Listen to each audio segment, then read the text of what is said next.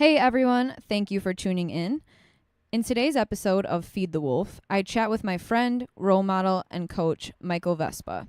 Michael owns a company called Ruthless in Pursuit, which is a remote coaching and individual design company. I found him in my CrossFit competition journey, working towards regionals, but ultimately I found a lot more benefit in our personal relationship as he has been helping me work on my very own self-growth. In this particular episode, we discuss the inner workings of our personal relationship, what coaching means to us, as well as goal setting and focusing on who we want to be, not just what we want to accomplish. Hope you enjoy. Hey guys, it's Miranda. Thank you again for tuning into the Feed the Wolf podcast. Usually I sit down with Ben Joes from Black Wolf CrossFit, but today I have a special guest named Michael Vespa. He is my friend, mentor, and also my coach through Ruthless in Pursuit. So we're going to be digging his brain a little bit today as far as mindset, fitness, and lots of other good nuggets. So, Michael, can you just give us a little bit of a background story, kind of about like how you got into fitness, nutrition, this whole training and mindset space? Yeah. First off, thanks for having me on. I think it's super cool to see that you finally have this. I know how much something like this is as an outlet has meant to you, so I'm super excited for you to have this. But yeah, I think this journey for me as far as fitness goes. Fitness has kind of been a part of my life in some capacity, not directly like as a methodology or practice my whole life, but my father was a professional bodybuilder after the military and then owned his own personal training business in Illinois where we were from, and he was very successful. So as far as fitness goes and being around like the world of fitness and everything, since the early 90s, that's been a part of my life. As far as my fitness journey professionally, it's 2019. It's been since about probably like 2008, 2009, of when I started realizing how important like fitness was for my life, because joining the military and other things like that, like just being fit, being, hashtag harder to kill, like it had to be a thing, it had to be a part of my life, whether it was something that, where we were doing that on a daily basis with PT, or I just, getting to a point where I just wanted to be as strong as I could be, because being 6'1" and 170 pounds isn't very advantageous for being very capable. So it kind of started there with my actual fitness journey, and then flash forward to where we are now. Our company has been a company for 5 years now, almost. I've been coaching in some capacity since about 2010, 2011-ish, starting with like some personal training, program design, and then I really around that time got into the education practice of everything. First started seeking out the college route, realized that I had no desire to go to college. I tried it for a little bit, but started there. At the time, this was years ago, at the time you didn't have to have a full college degree to get like your CS. So I kind of started there with some personal training stuff, and then fell into CrossFit. And without boring people with just that very generic story of how Fran ruined my life, just realized that there I fell in love with movement. I fell in love with the practice of movement. I fell in love with the idea of fixing movement. And I think that my whole life, kind of being a creative personality, or also grew up as a musician, just being able to like write things and design things, is when I started to fall in love with the idea of, oh, hey, I could actually make a program that got somebody results, or I could help somebody understand what was important in fixing their movement to fix their pain, or to fix their, to build their ego up because they now could accomplish something or do something. And so, down that rabbit hole went many, many seminars, clinics, books, mentorships, an internship, if I could even get my hands on it, if you want to call it that. But along that journey, I was blessed with very, very, very a handful of very impactful mentors in my life who were all very successful on a performance I don't know what's the cool word right now, like a human performance optimization realm, but more or less they were just phenomenal strength and conditioning coaches, but they were also coaches and professionals who had a huge side of what they did on, relating to people, starting with my dad. My dad, his ability to communicate and connect with people was, what always kind of stood out to me. And then later on in my life with a lot of those mentors, that was also something that not only were they some of the most scientifically gifted people for their as technicians and practitioners in their field, but they were also persons that could just, they understand how to build relationships and connect with people. And that took me through then coming into the CrossFit gym, going from a coach to a head coach to an operational director, management, marketing, then going through the business side of everything, and then coming full circle back to realizing that I always knew that I wanted to be my own boss. I also wanted to take the time and effort and gifts that had been given to me, or people had taken the time to give me, to go forward and pay those back. And now I'm kind of where I'm at now. My desire and my purpose in life is to coach coaches, and kind of my purpose, with Ruthless in Pursuit and some of the other things that we've been doing, and met you through that, met lots of other people through that, and wouldn't be sitting here in front of you today had we not done that. So that's kind of where we're at now. Was there anything that was fear inducing for you to start Ruthless in Pursuit? Was there anything that was did you ever doubt yourself of man, I can't do this? Or was there fear that held you back at all? Yeah. Or what made you go for it? Well, as to answer your first question, I woke up this morning doubting my own abilities, just because I think we all go through that. But yeah, probably what made me go for it originally is that, where it was started based off of ego. In a way that when I say that now, I'm glad that I still was egotistical enough to start that, because that journey has been big for me. But yeah, I was terrified. I think I was terrified because I knew, because of my personality and the effort that I put into things, I knew I was always going to be successful whatever I did. I was talking with I think Robert about this yesterday. I could be a mechanic, and if that was the role I had to have, I could probably still figure out a way to be successful. So I always knew I was going to be successful in some capacity. Where the fear came from early on is just judgment. Thinking that, there's other people in the market that are smarter than me, that know me, that probably think I'm not smart enough to do this, or that I'm not capable enough to do that. And then the other side of the fear was, eventually, as it grew, as well, I have the potential to make this my career, but what if it fails, and then all my chips are in one basket? You know what I mean? So I've gone through the whole cycle of doubting myself every single step of the way, and I still do to this day. I think what's different in that now is that I realize I can use that to my benefit instead of my demise. I can use what I'm afraid of and ask myself questions, and then figure out why I'm afraid of that, and then kind of move forward from there. But yeah, to answer your question, yeah, I mean, fear has been a part of it the whole time, and I think that's also too because I'm just a very paranoid person by nature, and so I'm always assessing the worst case scenario. Just now, when I look at the worst case scenario, I know that there's an other side to that, where when I first started, I just was so fearful because I just thought I just wasn't good enough, and I just would tell myself that, and until somebody else would tell me I was really good at what I did, and then it'd be like a moment of okay, and then I just keep moving forward. But yeah, biggest thing was just ego. I just always knew I wanted to work for myself. I just didn't know what that meant, and here we are now. So, and you're doing really well. We're blessed with what we have. Yeah, that's just for sure. You guys have in Ruthless in Pursuit a lot of coaches under you right now as well. So what are, to you, 3 things that would make a good coach? Ooh, that's a really good question. That's a question we've been asked a lot.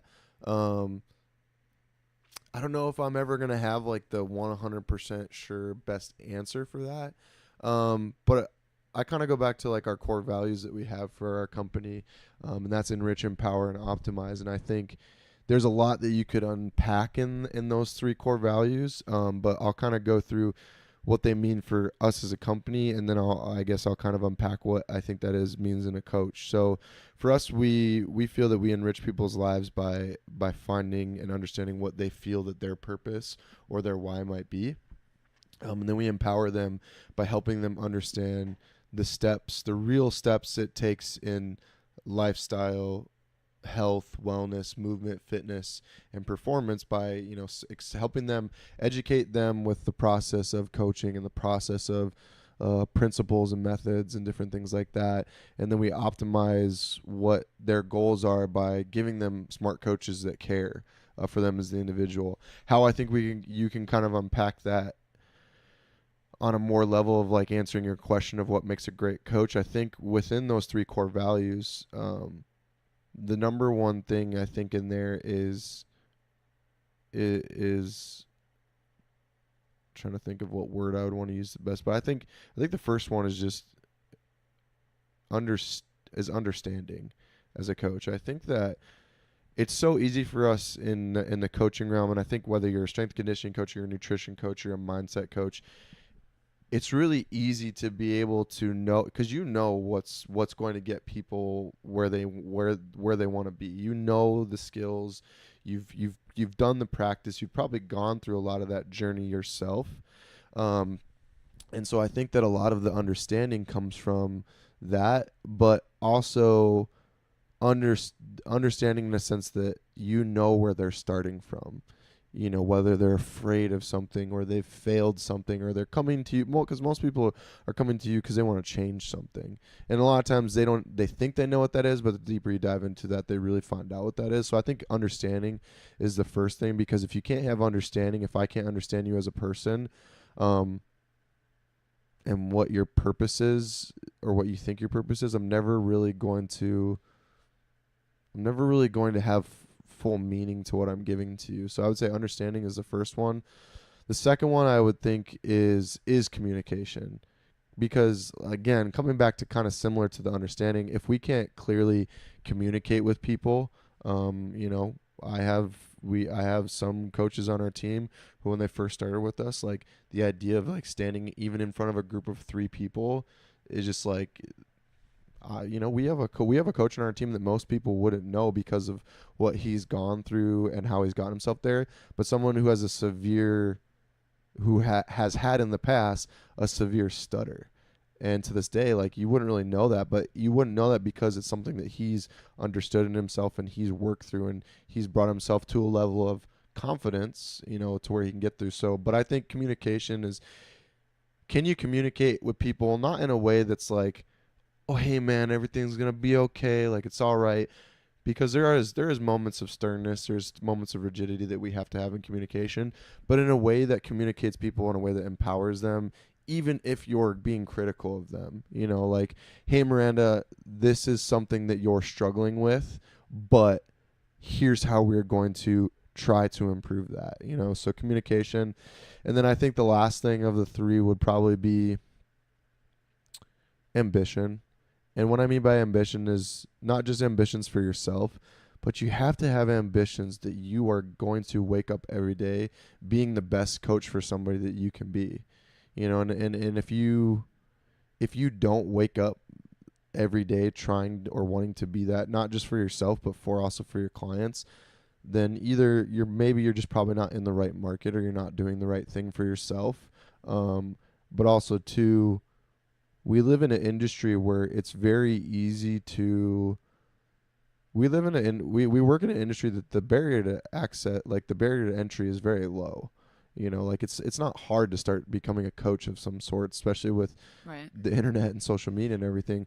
So I think that if you're not constantly asking yourself and assessing the ambition that you're putting in and the effort you're putting into something, then eventually you're going to be doing yourself and your clients a disservice, because you have to stay relevant. You have to stay relevant on education. You have to stay relevant on how you're taking care of yourself and putting yourself out there, but also to the ambition to improve those other 2 things, your communication, your understanding, and all those things. So I would say those: understanding, communication, and ambition. That's probably like the 3.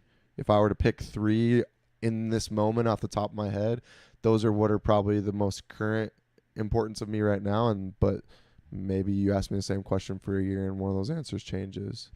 I think, though, all of those things you just said can be in almost any profession, like not just coaching. Like it goes into anything.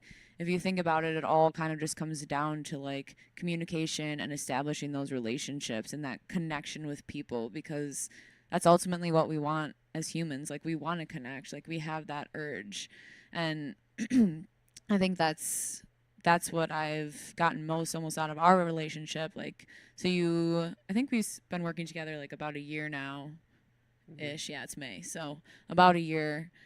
And I like came to you at first because I was like, I want to be a regional athlete. That was like the cool thing to do.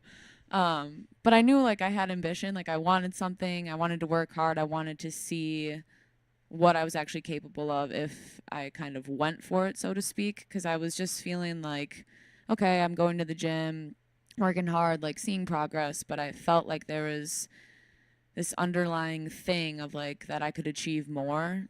Like it was always, I always have known deep down that I'm capable of some sort of greatness. And so I thought maybe that would be in the gym or like through CrossFit that I could do that. And I'm kind of learning now that maybe it is through CrossFit, but not in the sense of me as much of an athlete as more of like a coach or mentor or something along those lines. But for me, that's what I've gotten the most out of our relationship and our coaching relationship is learning and growing from you. And so I guess because you've gone through a lot of things. You said you've dealt with depression a lot. What are your kind of like tools that you use to work on your self growth and your mindset to make sure you're still improving yourself and moving through that? Yeah. That's a great question. And to come back to what you were saying about yourself, I think that sometimes when we're always working on ourselves, and whether we're in a relationship with a partner or we're surrounded by people or not, we don't get told this a lot, but you have done a phenomenal job of what you've done for yourself to change your mindset. I've had the emotional conversations with you, and I know what you've gone through in that transition. So I want to commend you for the commitment that you've given to yourself to not give up on yourself, because I think a lot of people do and just settle. And I've seen you come out of that not settling. So I want to tell you how incredible I really think that is, because that's very hard for people to do. As far as what I do for myself, I know you read a lot, like journaling, anything like that. that's all. To me, that's all materialistic, because I feel like that's always there. I guess, the first answer, and I think that, man, I've been afraid to say this this will probably be the first time I've ever publicly really said this outside of conversations, is my faith. Whether people agree or don't agree, out of everything I've ever gone through in my life, whether there's been moments in my life where I want to deny it or I want to, admit it, the number one constant in my life, because I've gone through things that I probably shouldn't have come out of the way I did, has been my relationship, or lack thereof, but my faith in God. And I think that the impact that the relationship, and even the times where I've walked away from my relationship with him, I think the fact that he has always been there, even whether I saw it or not, now that I'm aware and I'm admitting that and I'm holding on to that, is very apparent in my life, because there are things that I should not have come out of unscathed that I did. And so I would say the first thing is God, and I believe for me that's huge, But as far as what I feel like, and I say that, and I want to say, because that's not something I could do for myself, because there's a lot of things I can do for myself that I have done. I read a lot. I love to read. I probably, let's see, if I go into my Stitcher app on my phone, which is my podcast app, I think I've listened close to almost 2,000 hours of podcasts. Wow. Granted, I get to be in a car a lot more than most people, whether by choice or not, but and then my wife always jokes that no one watches more YouTube videos than I do, and she's not wrong, but I'm so always obsessed with what I'm bad at, because whether I want to be good at that thing or not, I at least want to understand it. And so that's kind of what I think in self-practice, that's what I've always tried to do is I've always, and I think I get this from my mom and my dad a lot because both my parents are extremely intelligent, but both in completely separate ways. My mom is 100% clinical minded, research minded, data minded. She's a pharmacist. She took the MCAT twice because she didn't like her score the first time, and then decided, I'm not going to go to medical school. I'm going to go do this thing instead. My mom is incredibly intelligent. My mom can literally read a book once, and she never forgets the information that she read. My dad, on the other hand, not book smart at all. I love you, Dad. But my dad, his common sense and his ability to read people and read situations and understand like what situations are going to benefit you, and also financially he's extremely smart and extremely responsible. And so I feel like in my life, for me to say what have I done for myself, well, I've done the easy stuff. I've read books, I've done this. And what has that helped me do? That's helped me gain perspective and help me understand what to apply. But I think a lot of what comes from my ability to get myself to these points have been, it's going through the childhood experience of thinking your parents are complete dipshits and dickheads and assholes and being like, fuck you, Dad, I hate you, Dad, because you're controlling my life, to now going, wow, I can't believe what my parents did for me and the way they bent over backwards to ensure not only that I learned lessons, but that, that I really had a good life. And I know that, so that would be like, I think that is the big buffer to everything is my faith and then my upbringing. Because other than being poor for a little bit and me and my dad having our own issues in the past, like I've had a very fortunate childhood and upbringing. As far as what I do today, I think a lot of what I do today to help keep myself where I'm at is, as you've known me now for quite a while, I like to talk and I'm not uncomfortable talking. I do a lot of listening. I really try to listen. And I think the more that I listen to people, we were talking about the anagram thing. Like, I am 100% like Robert. I'm a 9. I'm a deep well. I don't really believe in black and white anymore. I'm a big gray area of everything, which sometimes can make decision making very hard. Mm-hmm. But on the other side, it's made me realize that everything around me has a story and a circumstance.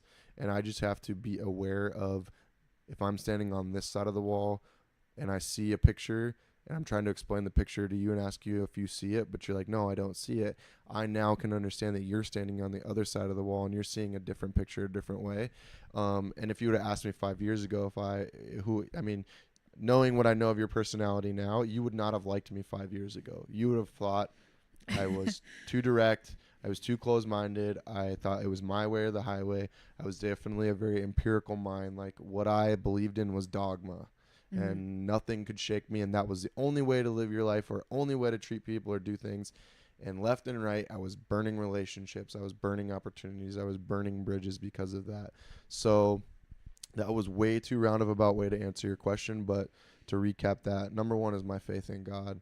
Or maybe even sometimes my lack of faith in God, because he's always revealed himself to me, whether I liked it or not, and wanted to be like, yeah, whatever, I see you there. I get it. Number two would just be that I'm very fortunate to have parents who have given me a lot of value and life lessons. And then the final one for myself is just listening, reading, trying to inundate myself with any bit of information I could, because I know, especially in my industry, and why I decided to surround myself with a team in our company, is that I'm not good at everything, and I don't need to be good at everything, because if I surround myself with the correct people, they're only going to elevate what I'm capable of because of what they bring to the table. So it's just, I always tell people like my little brother right now is like, well, I don't know if I want to go to college. And it's like, I don't know where to learn stuff. And I'm like, dude, you literally have your nose in your phone all the time. Anything you want to learn is out there. Yeah. You know what I mean? So I don't know if there's something that I'm saying that's like 100% like super impactful, but I just know that like, I just don't give up if I want to learn something. Well, I think the first thing that you said about faith is huge, and it doesn't necessarily have to be like faith in God. Like for me, I don't necessarily consider myself a religious person, but I consider myself like a spiritual person. And I don't either. I don't consider myself a religious person. I don't believe in organized religion. Yeah. I believe in my relationship, and I have a relationship, just to clarify that. I don't have a religion, but because Okay. I agree with you. Yeah, and I just think that it's almost like for me it's choosing to trust in the universe that it's going to like have my back and just be open to whatever it's going to give me. But ultimately based on what you were just saying too, it all comes down to like your perspective and just changing the way that you look at things and everything that you have to do, which like yes, it's simple, but it's not an easy thing to do, and that's kind of like what this whole podcast is about is just kind of learning those steps that you are able to take. Um, and I know one thing that we kind of worked on together that I think I actually was able to help you with, which was pretty cool, was focusing on the who and not the what. And so that's a little bit what I wanted to talk about today was like we're doing a nutrition challenge at the gym here right now, and it's always like goal setting, right?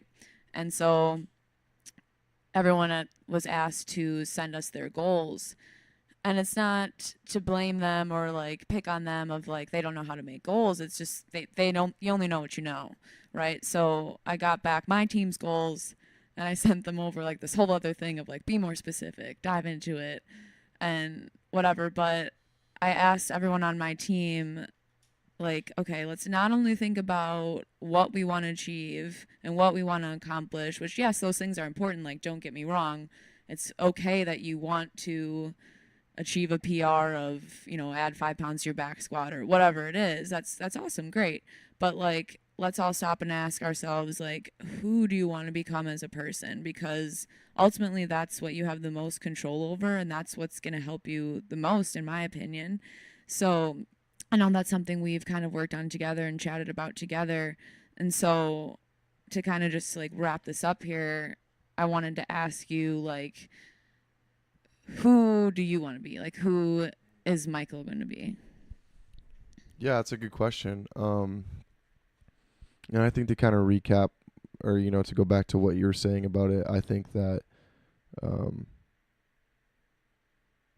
a lot of times when people are asked the question of who they want to be, I think that what makes it so hard for them to answer is that they don't really even know, and so we have to go through these layers, like Shrek says to Donkey, ogres are like onions, they have layers and you have to peel back the layers. Well, people are the same way. And what you have to understand is when you're asking yourself who you want to be, is that it's not wrong that if you don't have an answer. Right. And I think that sometimes that a lot of times when I hear motivational people or whatever have this conversation, they're a little too direct, and I think pressuring the people as to feeling like they have to have an answer as to who they are. And I think there's sometimes asking yourself, I like the rule of 3 with why. Like, why do you want to do something? Okay, answer it for yourself, and then ask yourself, well, why is that your answer? Well, because of this. Okay, well, why is that? And usually what we've found, or what I've found, is that when you ask people the why question 3 times, they usually get to the who. Mm-hmm. It's usually if we're talking to goal setting, well, why do you want to add 5 pounds to your back squat? Well, I want to feel strong again. Well, why do you want to feel strong again? I don't know, because I remember the dedication I gave myself, in high school, and I liked how proud I was of that, and I just don't feel proud of myself anymore. Okay, so you want to be someone who's proud of yourself again. You know what I mean? And so I think that as much as I think that the why question gets asked too much, because I agree with you there, I think that we can use the why question to get to the who. But as far as who I want to be, I mean, I don't know. I don't really know. I think I'm in a stage for me personally as my person. I know who I want to be is I want to be somebody who others knew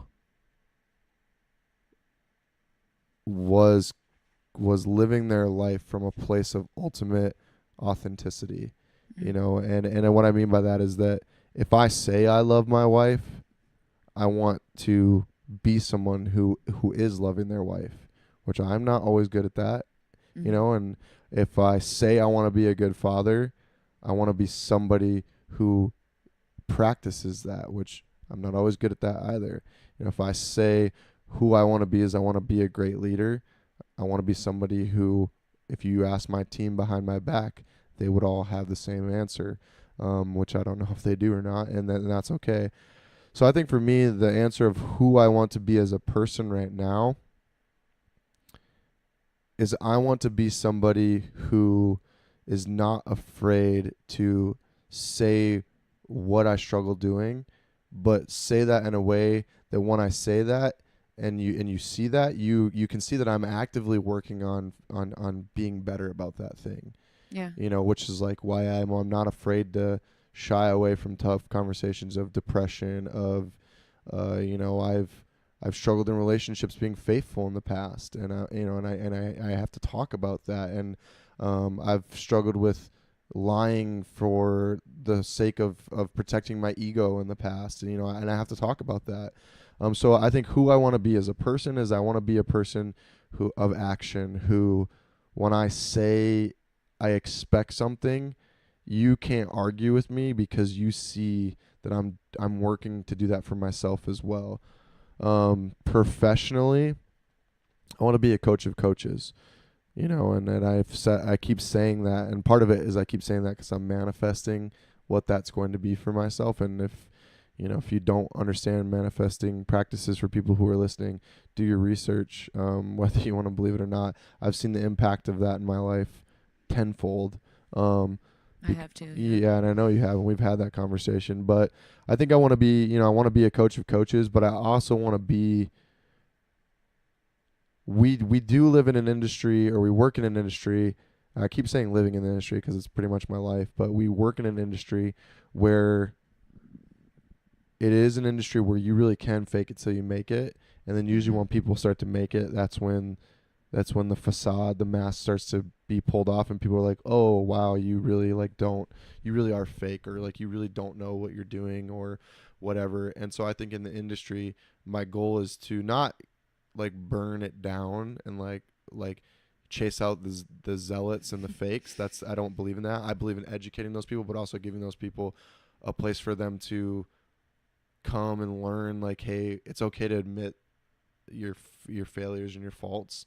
But then also too, and we work and live in an industry that is, like I said before, the barrier to entry is so low, and as this market only grows and awareness grows, it's going to be so much easier for anyone to just do it, and it's going to make it so much harder for the people that are actually doing it the right way, to the fullest, smartest, most expert, but also most quality extent, to start to struggle, because the market's going to just only get bigger. So my goal and my purpose and my who in that is to be somebody that's offering education, offering mentorship, offering the real side of what it is to be a coach in any aspect. Because like you said, the reason our core values are our core values is because they work in any industry. I didn't want just core values that, well, we work to make you strong and we work to get you fit. Like, you know what I mean? I wanted core values that you can translate to your life, that people who aren't maybe in the fitness industry can also identify with. And so I think that's the who professionally of who I want myself to be in our organization, is that